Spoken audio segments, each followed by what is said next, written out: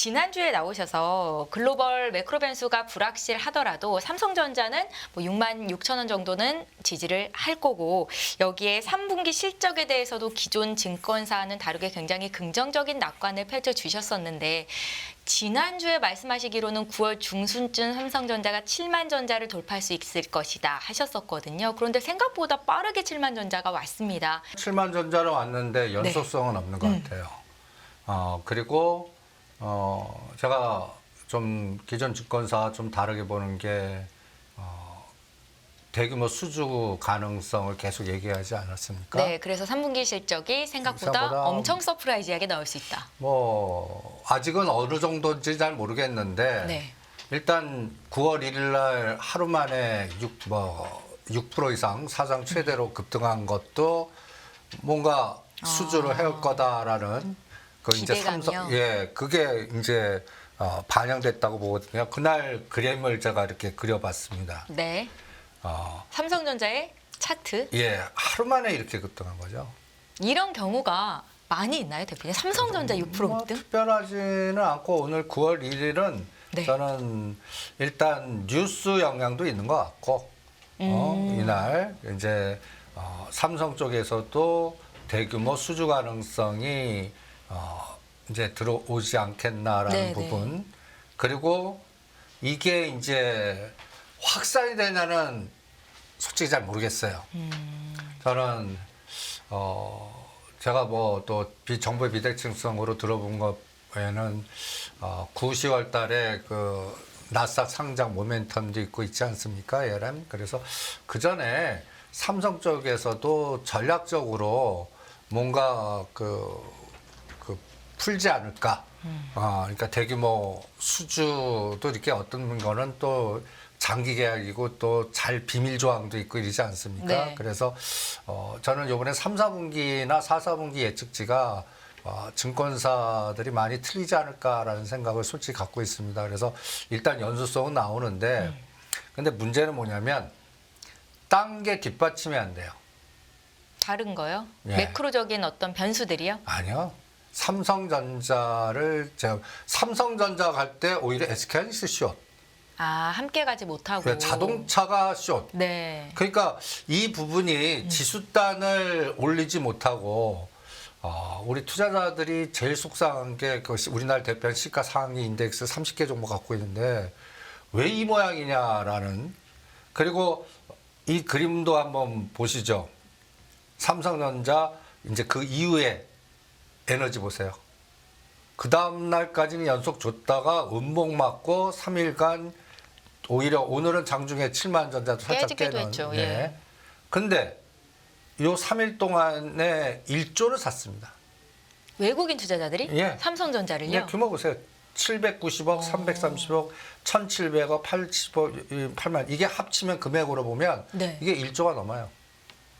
그러면 요 1조 사는데 뒷받침을 금융투자나 기관이 안 해줍니다.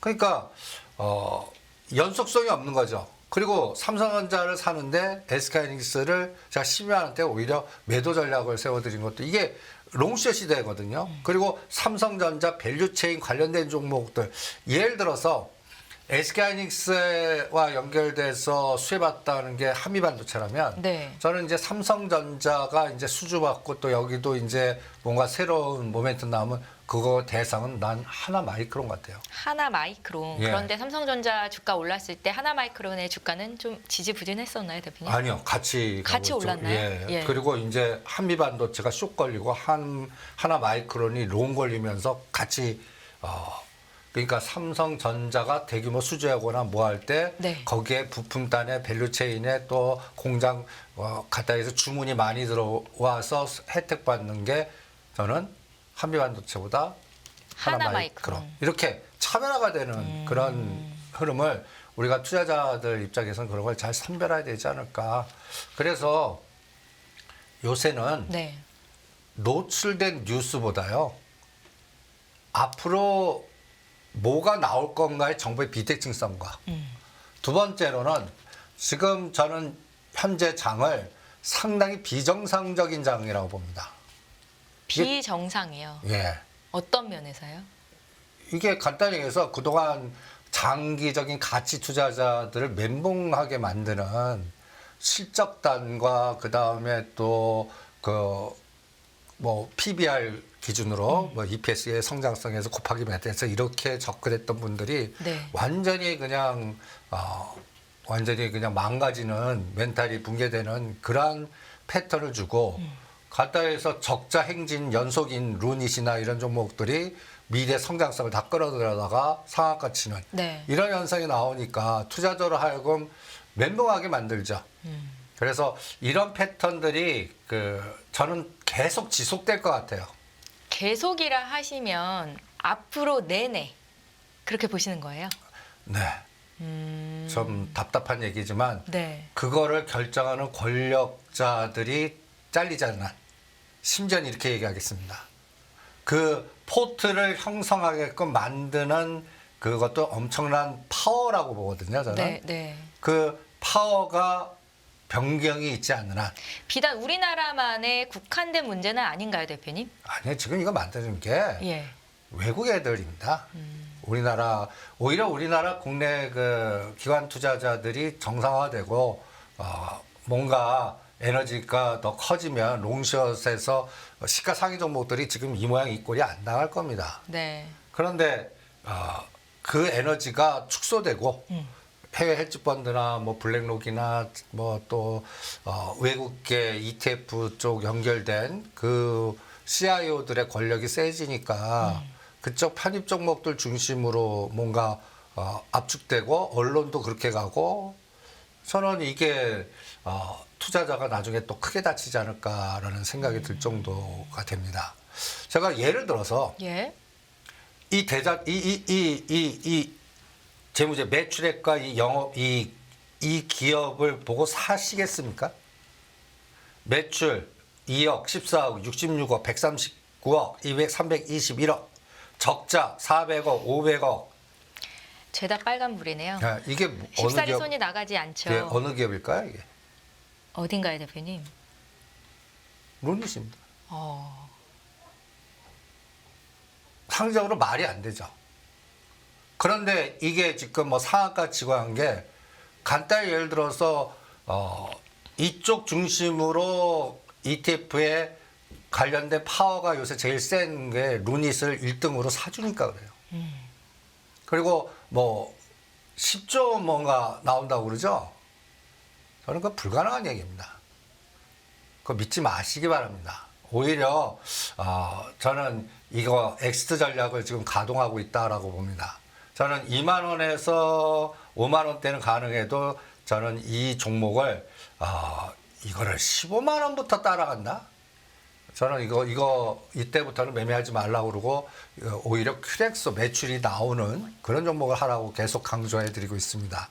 이거 꼭 제가 또 하나 볼게요. 예를 들어서 네. 이 영업 보고서는 어느 기업 같아요? 아까보단 나아요. 적자 폭이. 네. 마이너스 178억, 연속 5년간 적자고요. 매출이 그래도 22억, 83억, 151억. 이게 비누입니다.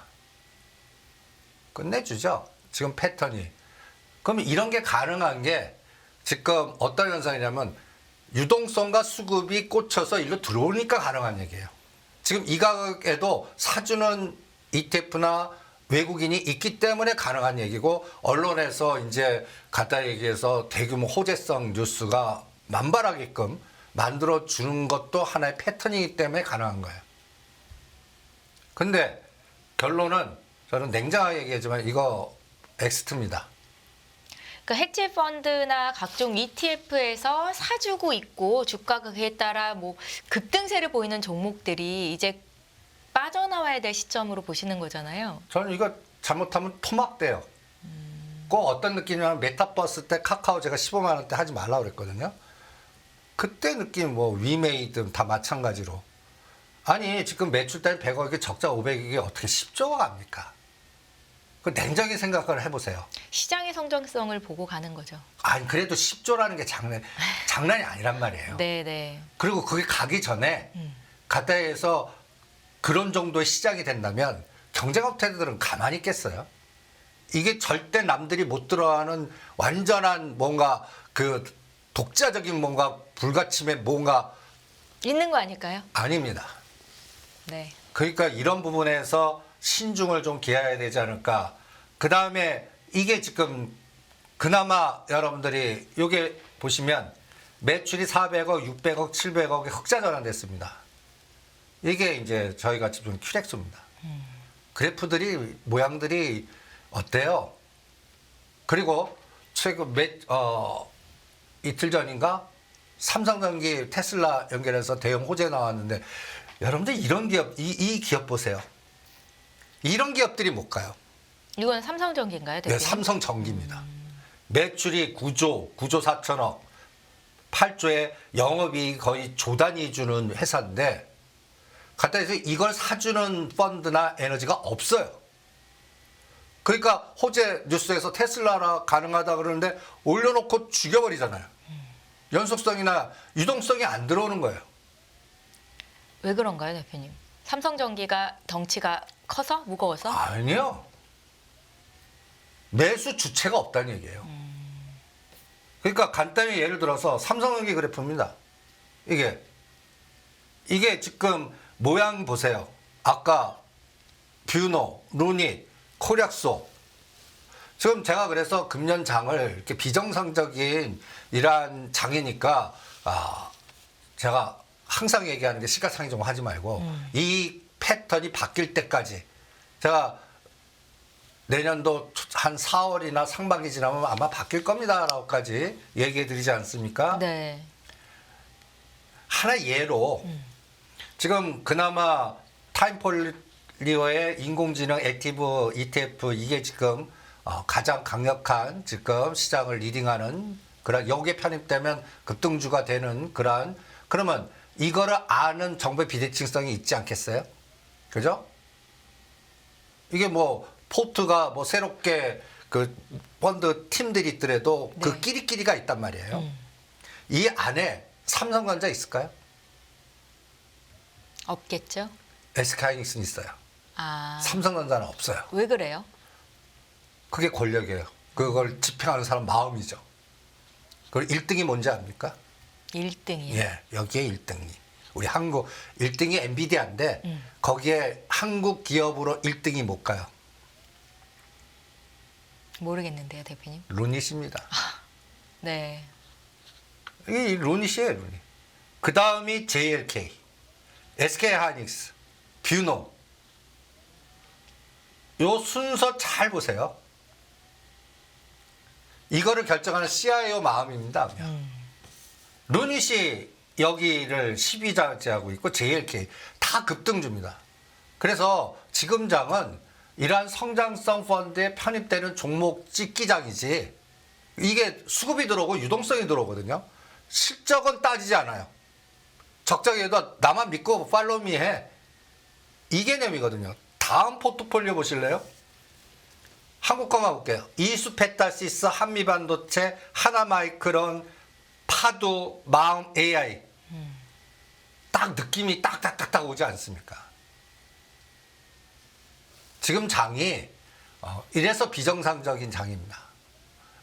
이 펀드 들으신 분들은 빨리 엑스트 하시길 권합니다. 수익 좋잖아요. 그죠? 네. 그런데 이게 권력이 바꿔서 여기 있는 거를 이제 빼갖고 딴 거로 편입시키는 순간에 어떻게 될까요?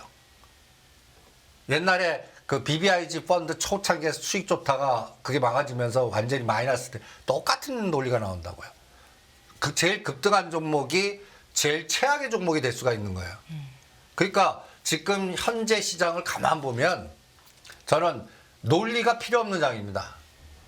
어떤 ETF나 어떤 펀드에 수급이 들어와서 유동성이 들어와 갖고 뭔가 테마화 형성하면서 거기에 리딩 스톡으로 거기에 선도로 딱 찍히는 종목이 이렇게 올랐는데도 더 갑니다.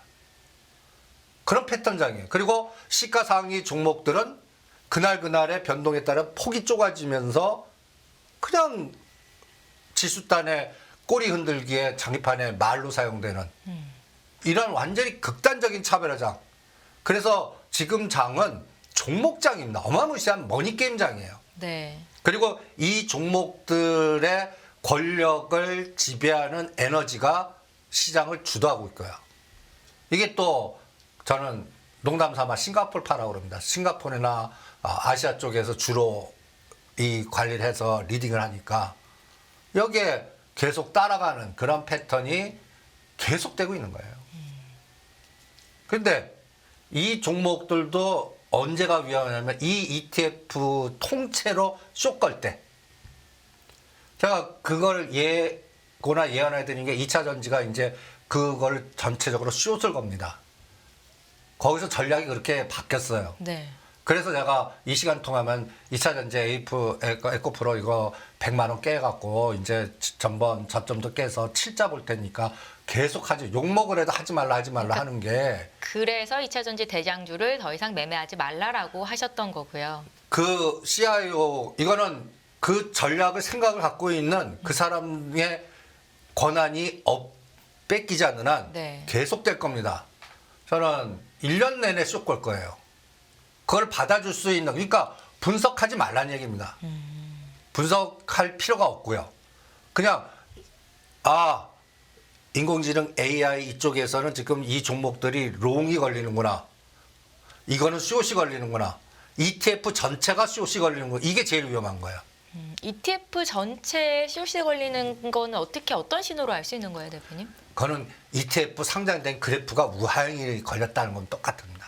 우리 삼성전자 보이지 않게 파기 EM이나 EWI 45도 각도로 계속 빠지면 눈에는 삼성전자도 계속 때려지는 것 같이 뭐 하나 예로 그 SOL 소부장 뭐 2차 전지 ETF들이 있지 않습니까? 네.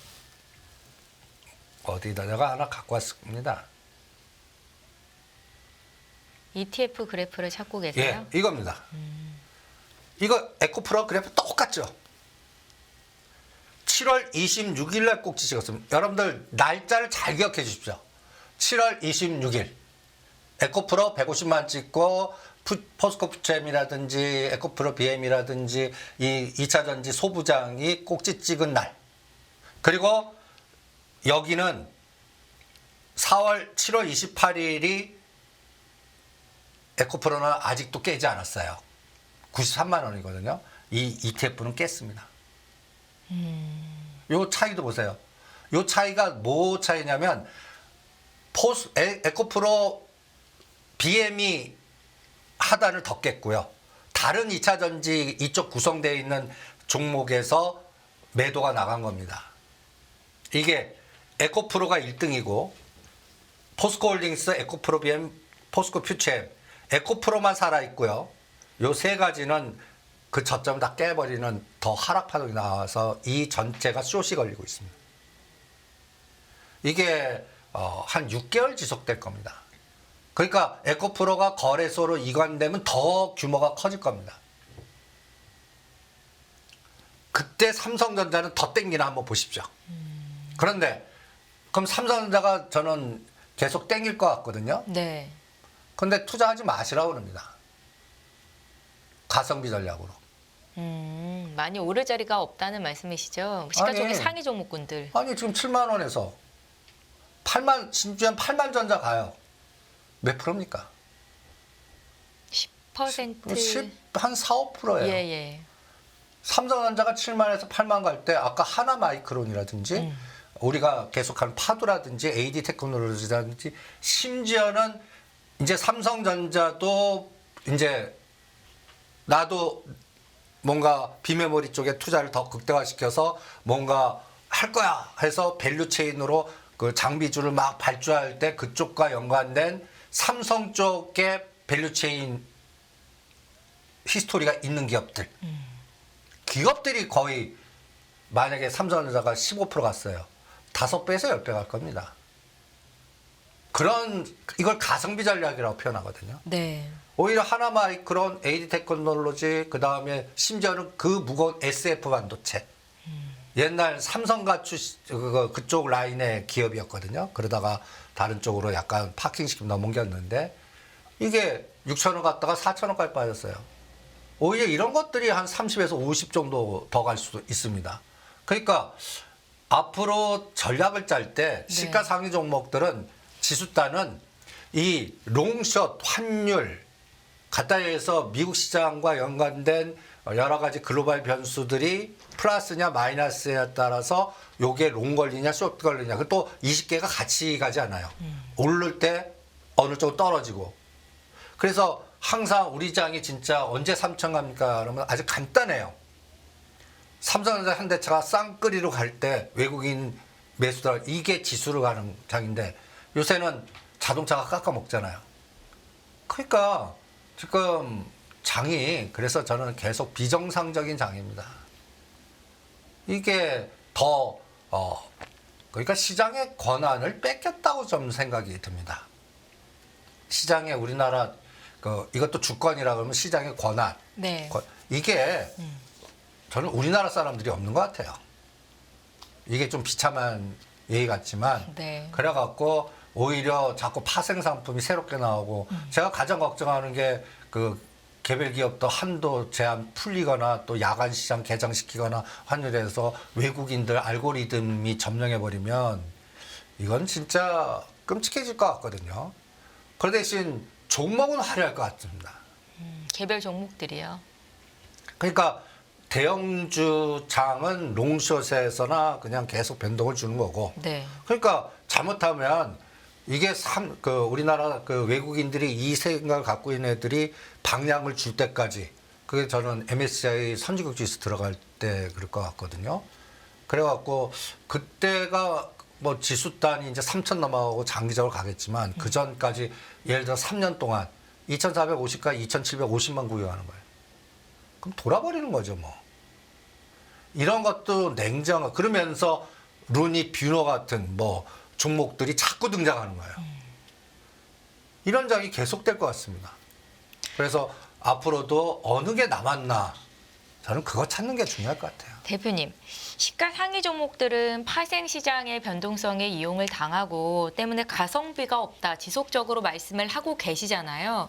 그런데 예를 들어서 뭐 삼성전자라고 봤을 때 삼성전자를 사서 가지고 있으면 위로 폭이 크지 않고 아래로도 폭이 크지 않아서 손실날 확률이 그만큼 적다라는 이득이 있지 않습니까? 아니, 당연히죠. 그래서 그렇지만 그 파생되는 종목들, 예를 들어서 변동성이 큰 종목들은 지금 가격대가 낮다고 하더라도 들어갔다가 이 자리에서 더 떨어질 가능성도 있는 거잖아요. 당연하죠. 예, 그런 걸 어떻게 견뎌야 되는 걸까요? 그러니까 갖다 해서 삼성전자는 채권 투자하는 것보다 나아요.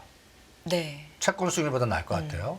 그리고 그런 종목을 찾는다 그러면 지금같이 루닛이나 이런 52주 최저가 대비 갖다 얘기해서 2배 이상 올라간 건 절대 투자 안 하는 겁니다. 그 저가 대비 2배요? 예, 52주 최저가 대비. 네. 그러면 루닛이나 뷰너나 이런 종목 다 제거될 거 아니에요. 오히려 52주 최저가를 행진하는 것 중에서 이런 가능성이 생길 것들 가능성을 보고 들어갔는데 그 자리에서 더 빠지는 경우도 있잖아요, 대표님. 그러면 그거는 저는 그 기업이 예를 들어서 분할 매수 전략으로 들어가거나 한 번에만 다 안 사면 되지 않을까라는 생각이 듭니다. 네. 그래서 오히려 그 시가상위 종목들 중에서도 지금 예를 들어서 삼성전자보다 52 최저가 부분에서 뭔가 새롭게 좀 에너지가 나올 게 LG노태, 현대글로비스, 그 다음에 또 중국 난리치잖아요. 네. 근데 나는 KCC나 대한유화나 롯데케미칼 같은 경우는 오히려 한 1년, 짧은 1년, 길게 3년에서는 거의 뭐 50에서 100% 에너지 나올 거라고 보거든요. 어떤 이유에서 그쪽을 보시는 거예요? 중국이 풀릴 것 같아요.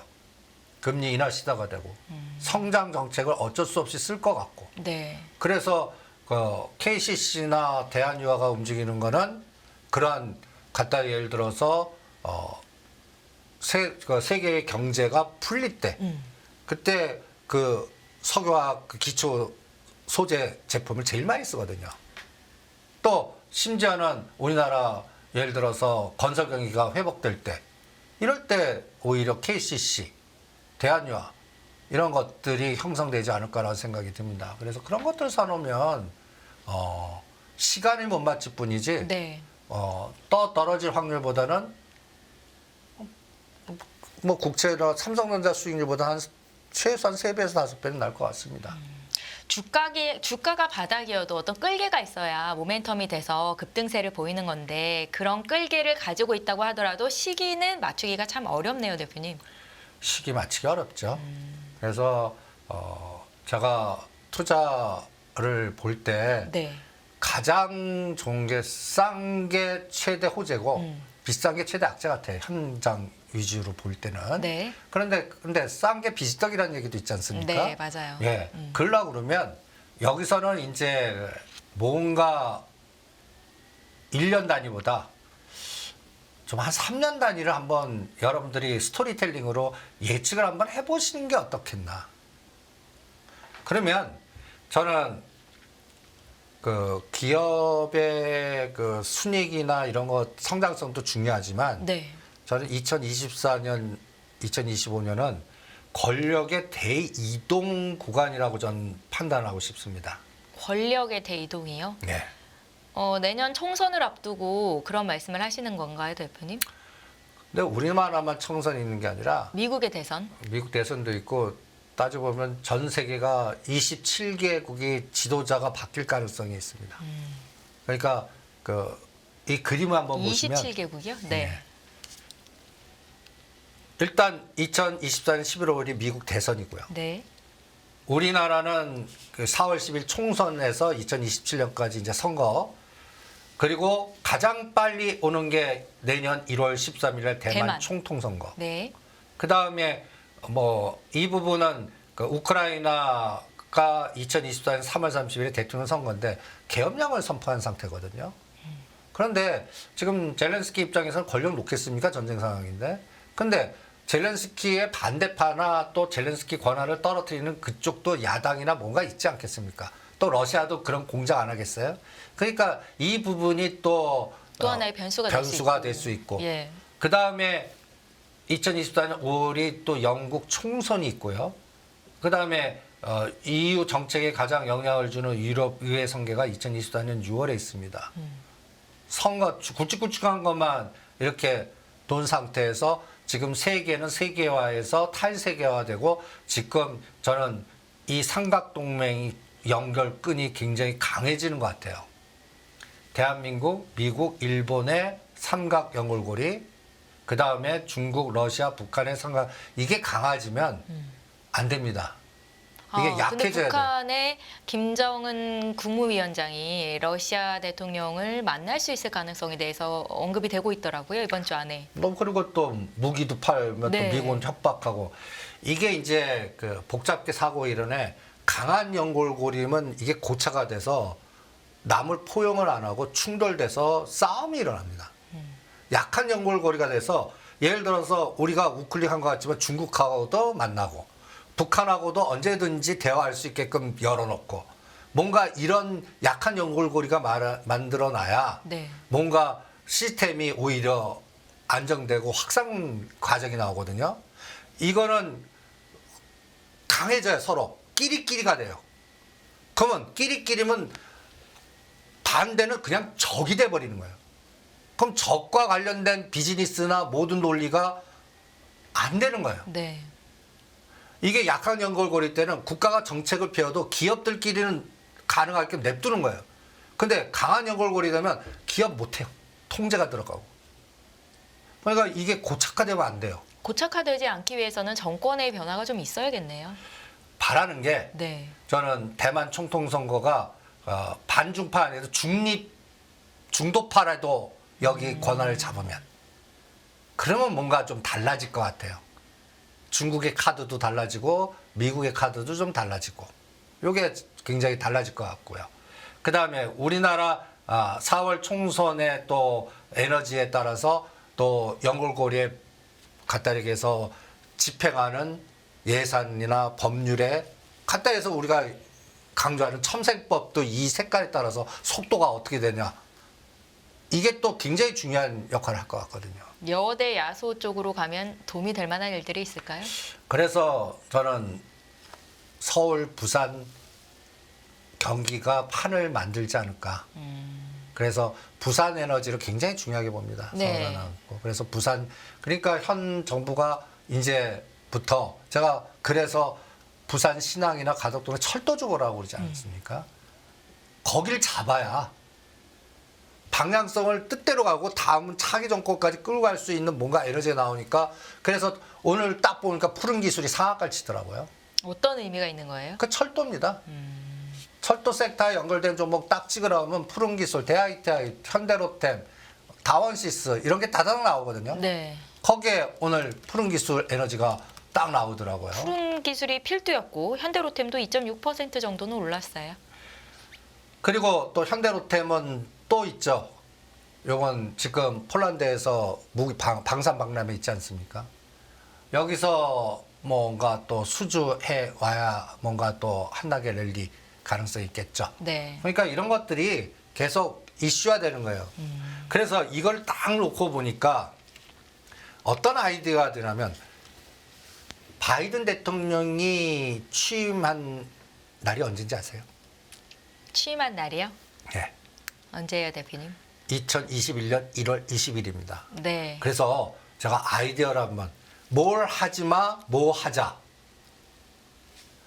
지금 바이든 대통령도 간단히 예를 들어서 차기 정권이 트럼프 대통령한테 가보세요. 제가 미국 신문을 계속 뒤져보면 트럼프 대통령 에너지가 바이든 에너지를 능가하는 지금 최근에 더 세져요.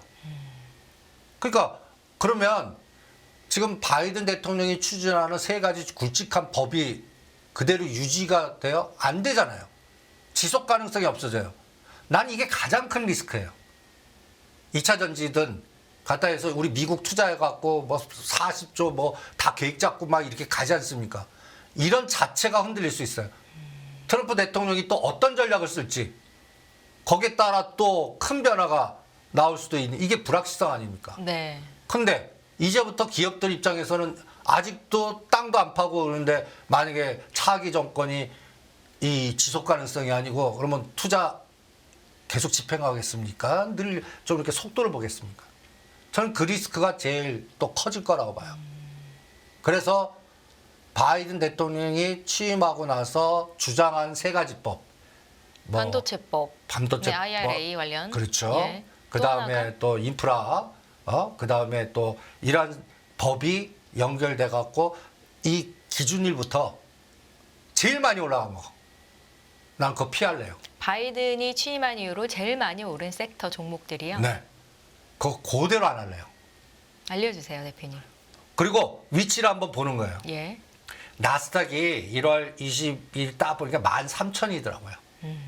그래서 16,000까지 가서 24%를 더 갔습니다. 네. 1년 동안.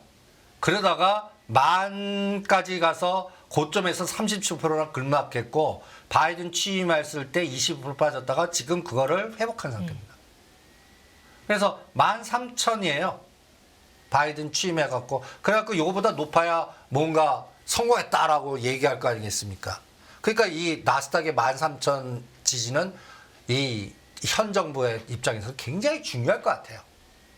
13,000을 깨지 않기 위해서 방어를 엄청 하겠군요. 당연히 그 전략도 생각을 해보고요. 근데 네. 우리나라는 이때가 꼭지예요. 우리나라 코스피가 3,180이었습니다. 거기서 잠깐 4% 더 갔다가 35% 빠졌다가 지금 25%. 그런데 3,300, 2,100에서 딱 반이 2,700인데 이걸 반을 돌파를 못하고 있어요. 이건 우리나라 위치입니다. 코스닥은 이때가 920이었습니다. 1060까지 한 11% 갔다가 650까지 박살이 났다가 지금 다시 950입니다. 코스닥이 나요. 근데 코스닥 꼭지가 7월 26일입니다. 2차 전지주들 꼭지와 같네요. 그리고 바이든 취임해서 지금까지 제일 많이 오른 샘플링이 다 2차 전지입니다. 순서 보세요.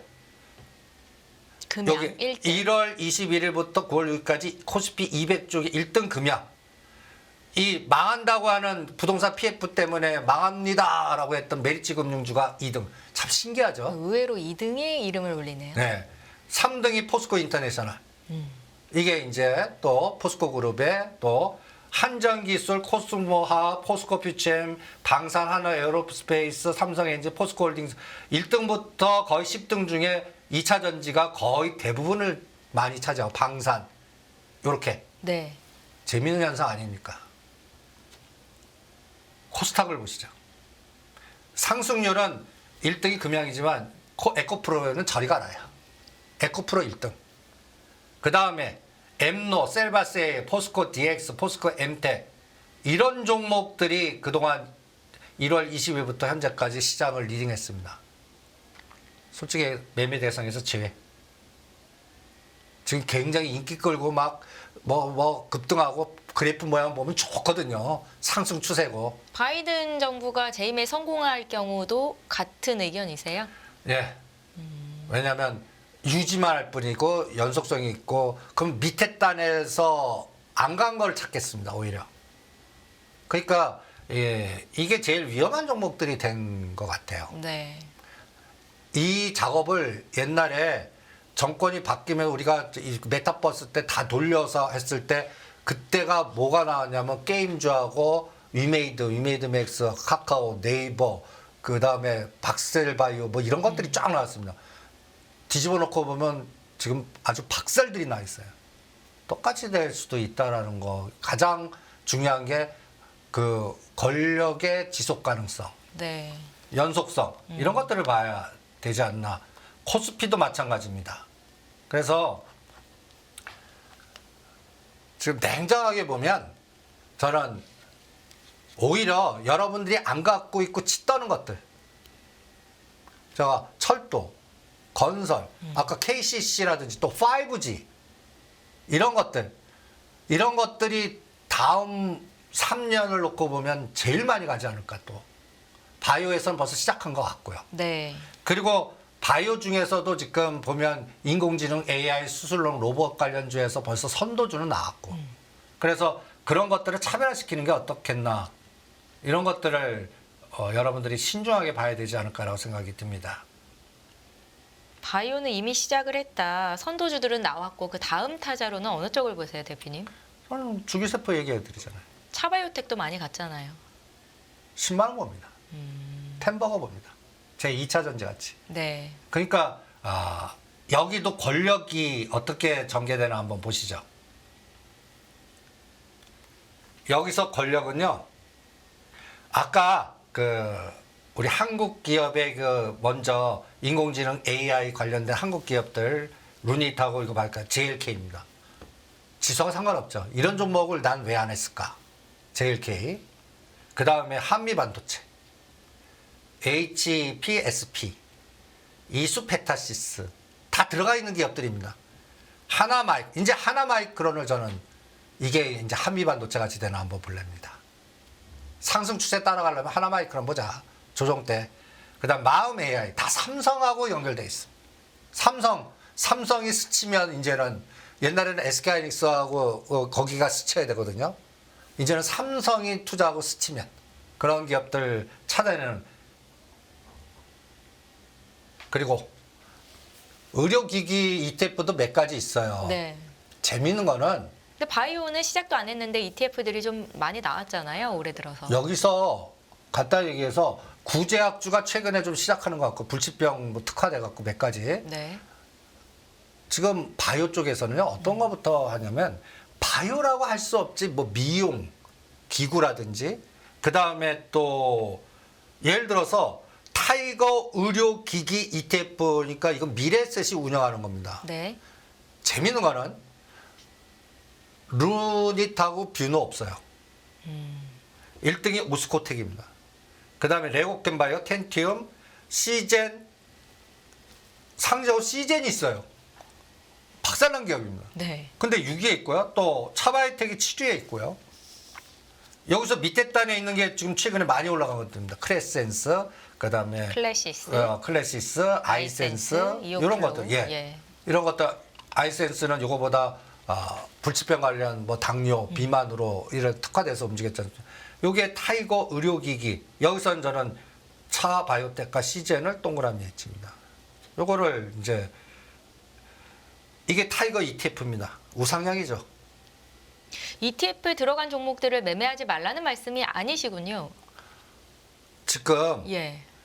ETF나 바이오 중에서 새롭게 시작하는 것들은 하자는 거고, 그다음에 그동안 아까 얘기했던 그 타임 포트폴리오에 이쪽 인공지능 AI 쪽에서 루닉과 이런 것들을 중심으로 했던 포트폴리오 ETF는 하지 말라는 거고, 그 차이도 분명히 해야 되겠죠. 네. 운영자들이 다릅니다. 그리고 재미있는 거는 파들이 또 달라요. 이게 무역같이 이쪽 파들도 달라요. 네. 이쪽도 왜 타이거 쪽에서 이거 루닌이나 뷰노를 안 넣었을까요? 이것도 지금 최근에 거품이 너무 많이 끼어 있다고 아니에요. 판단을 했을까요? 그거 합리적 생각이고요. 얘건 적입니다. 음. 그거는 간단히 예를 들어서 제가 운영해서 제가 하는 건 절대 안 해. 이게 굉장히 웃기는 논리 같죠. 네. 근데 실제에서는 그게 로직입니다. 법이고. 어떻게 보면 자존심 대결인가요? 아니요. 파워 자금의 싸움입니다. 아니, 그러니까 간단히 얘기해서 네. 법무법인 뭐 김행자 이렇게 싸워서 저쪽 법무법인 이쪽 법무법인 붙었어요. 그 논리하고 비슷해요. 이 라인에 쓸래 저 라인에 쓸래. 이게 다 도제 시스템들이거든요. 여기는 여러분들이 그 인맥을 분석해야 됩니다. 인맥. 그리고 팔로우 더 맨을 하셔야 돼요. 그리고 그 CIO의 특성을 또 알아야 돼요. 그리고 그 사이클의 업력도 보셔야 돼요. 네. 이거를 일반 투자자 그래프에 나옵니까? 어렵죠. 불가능해요. 이쪽 파트에 일을 하지 않는 애들도 어느 위치에 있지 않으면 못 있습니다. 이게 포트를 결정하고 권력을 결정하고 어떤 종목의 섹터를 결정하고 이쪽은 어느 그룹의 중심으로 플러스고 이 섹터는 어느 그룹엔 마이너스고 이런 것들이 다 줄이 다 돼 있어요. 네. 한국만큼 그게 엄청난 에너지를 주는 나라도 없을 겁니다. 그러니까 그런 것들마저도 이 금융 쪽에서 포트폴리오의 좌우가 됩니다. 그러면 제가 또 하나 이게 보세요. 클래시스입니다. 주가가 이미 엄청 많이 올랐죠. 임의용기기 그렇죠. 관련해서. 그러니까 금년도 놓고 보면 시가상위 종목들은 끔찍해요. 근데 연초 대비해서 어마무시한 종목들이 이렇게 많이 등장한 겁니다. 근데 그게 2천 몇 개 중에 10%도 안 돼요. 나는 그걸 선택하느냐에 따라 하늘과 땅 차이예요. 그리고 옛날 오랫동안 장기 투자해갖고 대표적으로 큰 돈 갖고 시가상위 종목만 하신 분들은 완전히 울상인장이고 여기도 30대 40대 신흥 부자 젊은 에너지에 그쪽 라인을 타서 초기에 룬이 들어갔거나 뭐 이쪽 라인들 이 다 엘리트들입니다. 엘리트 집단들이에요. 거기에서 큰 데는 무슨 투자 자산운용사 무슨 사모펀드 이런 걸 다 리딩하고 네. 그쪽 라인 타신 분들은 신흥 부자가 되신 거예요. 다 젊습니다. 60, 70대가 아니에요. 네. 3, 40대입니다. 그런 에너지의 흐름들이 지금 시장을 주도를 하고 있습니다. 그래서 그런 것들을 그래서 하나의 아이디어로 요 테마를 한번 보세요. 네.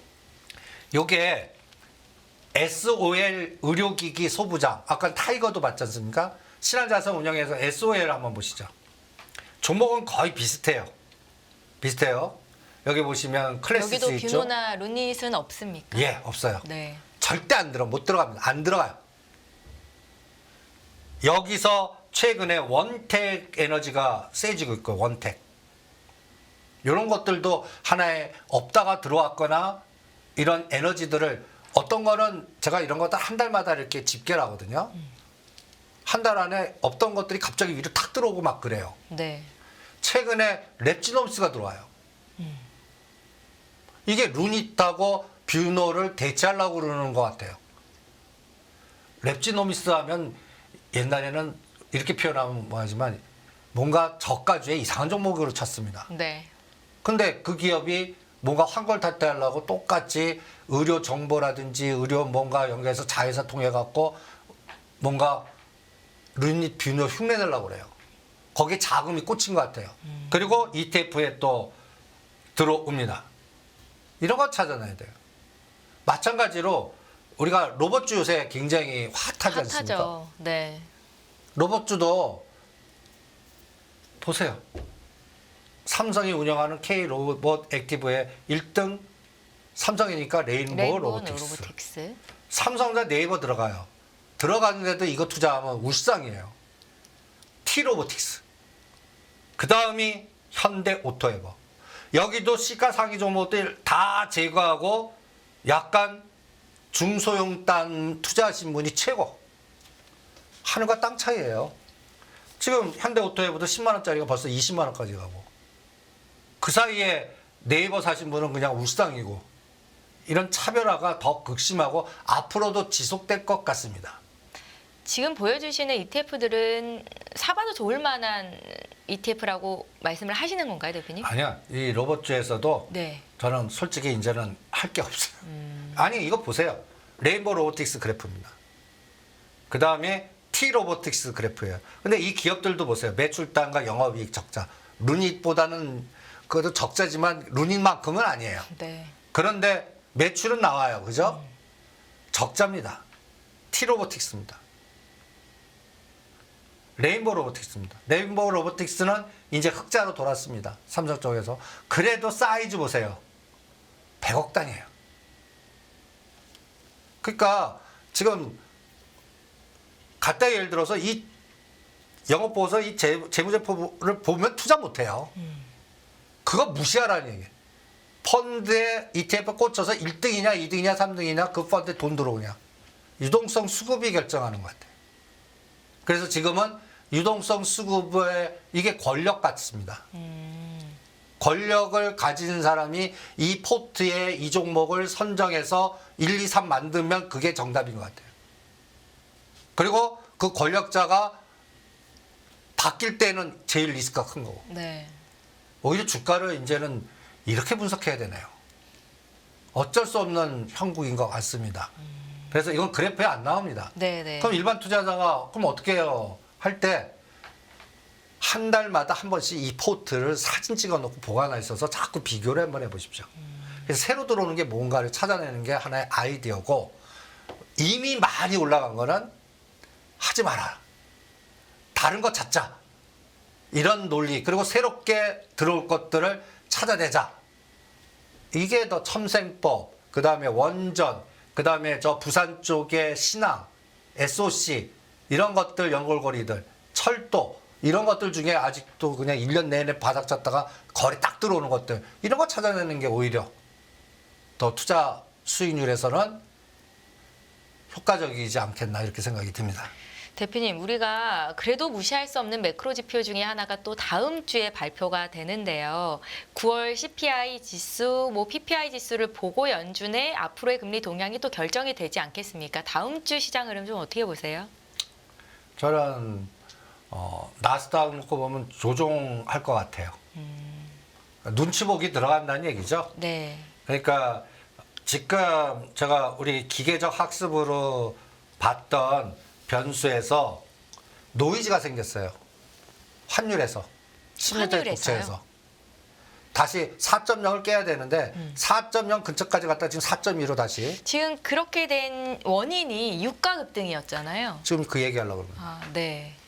이거 사우디아라비아가 네옴시티 할 자금이 부족한가 봐요.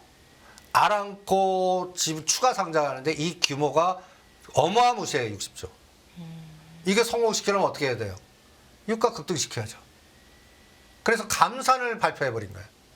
아, 이게 이렇게 연결이 되는군요. 아람코 상장을 위해서. 예. 예. 판을 만드는 거죠. 그러면 유가 급락하면 이게 판이 되겠어요?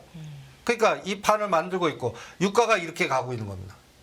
그러면 지금 자리에서 85불, 90불, 100불 이렇게도 오를 수 있을 가능성을 당연히죠. 보십니까? 그렇게 만들 것 같아요. 만들 것 같아요. 그러면 이게 또 인플레이션이라든지 자극이 되겠죠. 자극이 되겠죠. 네. 그러니까 지금 9월이나 10월 달에 동결 확률이 많거든요. 높아요. 여기서 노이즈가 생기니까 또 채권 지금 사줄 쪽들이 안 사주는 거예요. 오히려 팔고 있어요. 중국, 사우디, 미국 국채 팔아요. 일본하고 브릭스가 사줘요. 근데 브릭스 사줘봤자 중국, 사우디 에너지를 주겠습니까? 그러니까 이 미국도 이 뒷골이 굉장히 그냥 뻣뻣할 겁니다. 네. 그러니까 완전히 중국 공격을 못할 것 같아요. 이런 것들도 그러니까 군사적인 안보 부분만 압축하고 이 경제적 부분은 서로 보이지 않게. 왜냐하면 중국이 인플레이션 건드려서 또 이 노이즈를 일으킬 수 있는 하나의 트리거가 될 수 있거든요. 그런데다가 내년 1월 달에 총통선거 마저 하면 얘네들이 또 승부 걸어봐요. 군사적인 에너지로. 그럼 또 난리 나는 거죠. 그러니까 이런 유가 부분, 환율 부분 이런 것들이 노이즈가 생기네요. 그래서 이것 때문에 우리나라 정유주 사지 마십시오. 정유주를 사지 말라고요. 왜? 개념이 달라요. 개념이 달라요. 예를 들어서 S-오일, SK이노베이션, GS, 야 유가 올랐는데 삼성전기 꼴납니다. 올라봤자 7에서 10. 그리고 그거를 집어넣고 할 수 있는 펀드가 없어요.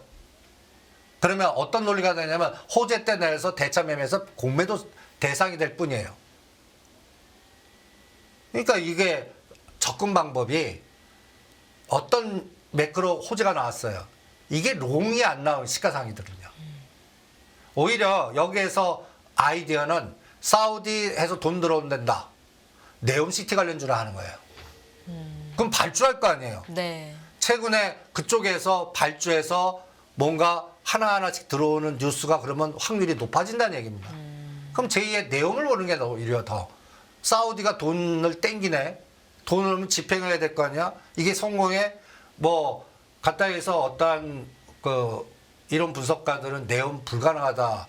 저는 그거 우리가 왜 분석하고 왜 불가능하다고 우리가 왜 얘기하냐. 쓸데없는 얘기 같아요. 거기서 그거는 빈살만 권력이 상실되지 않는 한 집행이 되겠다는 얘기 아닙니까? 그럼 그분이 권력이 있는 상황이 되지 않는 한 할 거고 자금 조달이 되면 속도를 낼 거고 네. 이게 중국에 가는 것보다 우리 쪽으로 갈 게 뭐가 있을까 찾아내는 게 오히려 집행하는 거 찾아내는 게 더 효과적이지 않겠나 이런 생각이 들 정도입니다. 그래서 이번에 유가 상승 이게 나스닥을 조정시킬 것 같고 크게 조정은 아니지만 네. 그 사이에 이거의 틈새, 이것 때문에 저것 생기는 게 네옴시티나 우크라이나 재건, 요런 게 틈새로 철도, 요런 게 뭔가 풀어나가나. 그래서 요런 논리를 저는 오히려 현장주의로 더 데이터를 분석해 보니까 요쪽보다는 요쪽이 에너지가 살아있고 수급 들어오는. 그래서 지금은 유동성이 최고인 것 같아요. 네. 물 들어오는가, 수급 들어오는가, 그리고 테마를 만들어서 끌개를 만들어 주는가. 가장 중요한 것 같아요. 선도주를 만들어 주는가. 대장주를 만들어 주는가. 대장주라는 건 급등주 만들어 준다는 네. 거예요. 예. 그런 선도주가 나오면 그쪽 에너지의 순서, 가성비 전략으로 그걸 찾아내는 게 더 중요할 것 같습니다. 그러니까 유가가 급등을 해서 다시 한번 인플레이션을 일으키고 연준이 추가 금리 인상을 결정하고 이렇게 멀리 볼 게 아니라 일단은 투자의 아이디어를 네옴시티 쪽으로 가져가는 것도 한 방향이겠구나라는 생각으로 좀 정리를 해볼까요? 예, 왜 그러냐면 우리 현 정부에 또 여기도 그 차기 대권 주자 되시는 분들이 네. 그거에 총력을 다할 것 같아요. 국토부 장관이라든지 그 다음에 10월달에 또 아랍에미레이트 또 대통령 오시고 네네. 그러면 그쪽 관련돼서 뭔가 에너지를 줄 것 같습니다. 예. 끝없는 위기 속 기회는 언제나 숨어 있습니다. 성공한 투자 고수들과 나눈 투자의 철학. 다가올 기회를 잡아내는 부의 만찬으로 여러분을 초대합니다. 푸짐하게 한 상 차려놓았습니다.